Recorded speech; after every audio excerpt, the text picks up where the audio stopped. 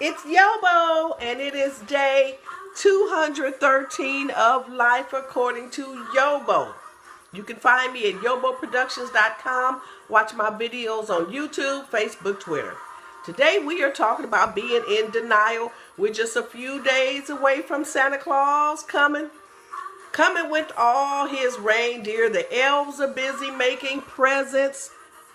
For some of you parents, it's going to be difficult to tell your children no because we see the best in our children. Well, I want to tell you something about a parent who sees the best in their child. I want to let you know it's just normal for parents to see the best in their children.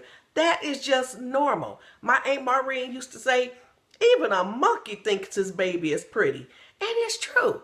No matter how bad your children are, you just expect the best of them. You think the best of them. It's hard to see evil in them even when they're wrong. The good news is that's just a picture of the love God has for us. Because no matter how low down dirty we are, God still loves us. And have you ever done some low down dirty stuff?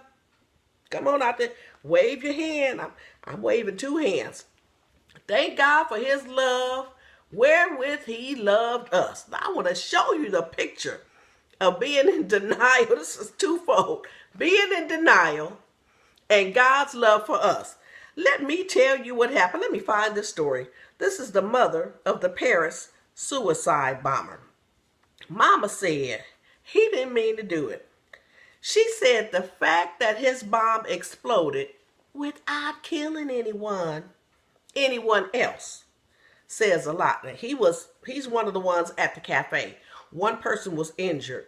No one was killed. So I'm assuming Mama is thinking that he must have been over in the cut on the side. Maybe he was part of this group. And once he got there, in his mind, he said, I just can't blow up this restaurant with all these people. So what he did, Mama says, is he just didn't kill anyone. Then another relative said, let me find this quote. Oh, another family member says, maybe the explosives went off prematurely by accident.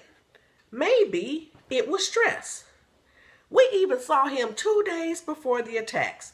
There was no sign that he had any plans to do anything violent. See, all I'm doing is showing you all how parents see the best in their children. With the holidays coming, some of you who are parents, time to go out shopping, and you still choose to see the best in your children. But when you're in denial, when it comes to your children, when you're afraid to say no, when you're afraid to call a spade, it only hurts them in the long run. Think about our parents and think about our grandparents. They didn't care nothing about our feelings. Honey, you're going to get in there and wash the dishes. You're going to vacuum the floor. They didn't take their cars to the car wash. They didn't have a gardener. They didn't have a housekeeper. We did everything. If there was a household with 5 children, like in my household, we all split the chores. If there was a household with just one child, that one child did everything. Everything. My grandson, my 15-year-old grandson, he's the oldest in the household. So he does everything. He does the dishes by himself. He does the cars by himself. He cleans the bathroom by himself. He takes the trash out by himself. All the chores are on him. Now this year, Santa Claus is going to come by to visit. Some of y'all may say, yo, well, you always talking about your grandson, like your grandson is all that. Well, you know what? That's the only child that I'm in a relationship with, but I want to tell you all something about him. He just brought home his progress report with a 3.67 GPA. So what does that mean? That means Santa Claus is coming this year. But last year, when that rascal brought home a progress report right before Christmas with some ugly grades on it, Santa Claus did not come to visit. We don't play that. That's the way I raise my children. Y'all ain't, you bring some crazy grades up in here, I feel like a fool running out. I ain't gonna be doing no interview. You let my son go out and blow up something. Well, he was a good kid. Hold on a minute. Whoa. Maybe the explosives went off by accident. The fact that the bomb belt exploded. If my son put on a bomb belt and go anywhere wearing a bomb belt, I'm calling a spade a spade. That's the way I raised them. Therefore, that's the way they raise their children. My grandson brought home some ugly grades right before Christmas last year. Santa Claus wasn't coming. The moral of this story is, parents, don't be afraid to see life for what it is as it relates to your children.